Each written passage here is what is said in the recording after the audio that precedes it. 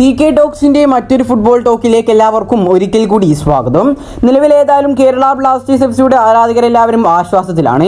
കാരണം എന്താണെന്ന് വെച്ചാൽ ഈ ഒരു സീസണിൽ കേരള ബ്ലാസ്റ്റേഴ്സ് എഫ്സി പ്ലേ ഓഫിലേക്ക് എത്തുകയാണെങ്കിൽ ആ ഒരു മത്സരത്തിൽ ബ്ലാസ്റ്റേഴ്സിനായി മജീഷ്യൻ അഡ്രിയാൻ ലൂണ കളിക്കുമെന്ന പ്രതീക്ഷയിലാണ് ഇപ്പോൾ ബ്ലാസ്റ്റേഴ്സിന്റെ ആരാധകരെല്ലാവരും. നമുക്കറിയാം, ലൂണക്ക് പരിക്കേറ്റ സമയത്ത് കേരള ബ്ലാസ്റ്റേഴ്സ് എഫ്സി ലീഗ് സ്റ്റാർട്ടിങ്ങിൽ മുന്നിലായിരുന്നു.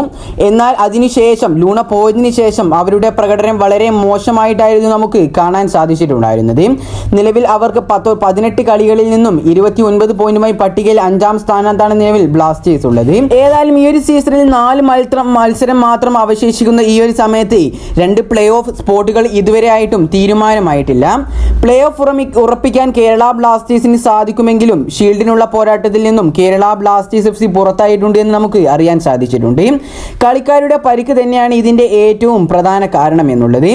മോഹൻ ബഗാൻ സൂപ്പർ ജയൻസിനെതിരായ മത്സരത്തിൽ സ്വന്തം തട്ടകത്തിൽ 3-4 തോൽവിയിൽ അവസാനിച്ചപ്പോൾ Kerala Blasters FC head coach Ivan Vukomanovic ലൂണയുടെ പരിക്കിനെ കുറിച്ച് കാര്യമായ ഒരു അപ്ഡേറ്റ് നമുക്ക് നൽകിയിട്ടുണ്ടായിരുന്നു.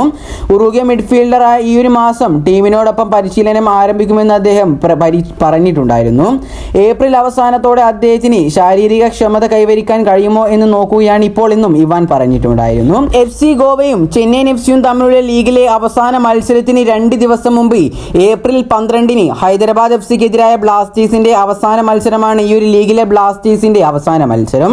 കേരള ബ്ലാസ്റ്റേഴ്സ് എഫ്സി പ്ലേ ഓഫിലേക്ക് മുന്നേറുകയാണെങ്കിൽ ഏപ്രിൽ അവസാനത്തോടെ ഫിറ്റ്നസ് വീണ്ടെടുത്താൽ ലൂണയുടെ തിരിച്ചുവരവ് ടീമിനെ വളരെ നല്ല രീതിയിൽ തന്നെ പ്രതീക്ഷകൾ അർപ്പിക്കും.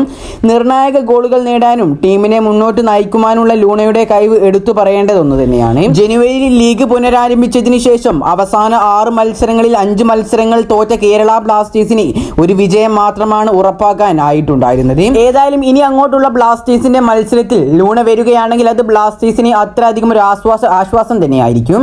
ഏതായാലും അടുത്തതായി പറയാനുള്ളത് ക്വാമി പെപ്രയെ കുറിച്ചാണ്.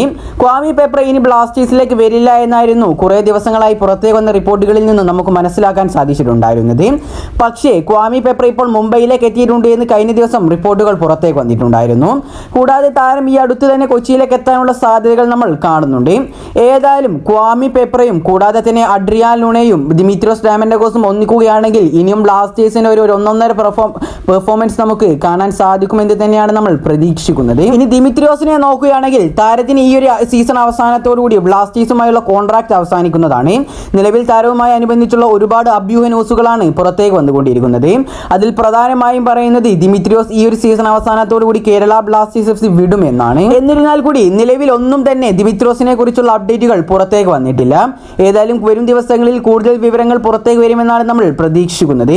ഏതായാലും ദിമിത്രിയോസിനെ കൂടാതെ തന്നെ മാർക്കോ ലെസ്കോവിച്ചിന്റെ കാര്യത്തിൽ ഏതാണ്ട് ഇപ്പോൾ തീരുമാനമായിട്ടുണ്ട്. താരം ഈ ISL സീസൺ അവസാനത്തോടുകൂടി ബ്ലാസ്റ്റേഴ്സിൽ നിന്നും പോകുമെന്ന് തന്നെയാണ് നമുക്ക് ഇതുവരെ അറിയാൻ സാധിച്ചിട്ടുള്ളത്. ഏതായാലും ഇതിനെല്ലാം കുറിച്ചുള്ള നിങ്ങളുടെ അഭിപ്രായങ്ങളെല്ലാം നിങ്ങൾ താഴെ കമന്റായി രേഖപ്പെടുത്തുക. ഈ ഒരു വീഡിയോ ഇവിടെ വെച്ച് അവസാനിപ്പിക്കുന്നു. കൂടുതൽ ISLനെ കുറിച്ചും കേരള ബ്ലാസ്റ്റേഴ്സിനെ കുറിച്ചുമുള്ള അപ്ഡേറ്റുകൾ ലഭിക്കുവാൻ വേണ്ടി ഈ ചാനൽ എല്ലാവരും സബ്സ്ക്രൈബ് ചെയ്തു വെക്കാൻ ശ്രമിക്കുക. അപ്പോൾ അടുത്തൊരു അപ്ഡേറ്റുമായി വീണ്ടും വരാം. Good bye.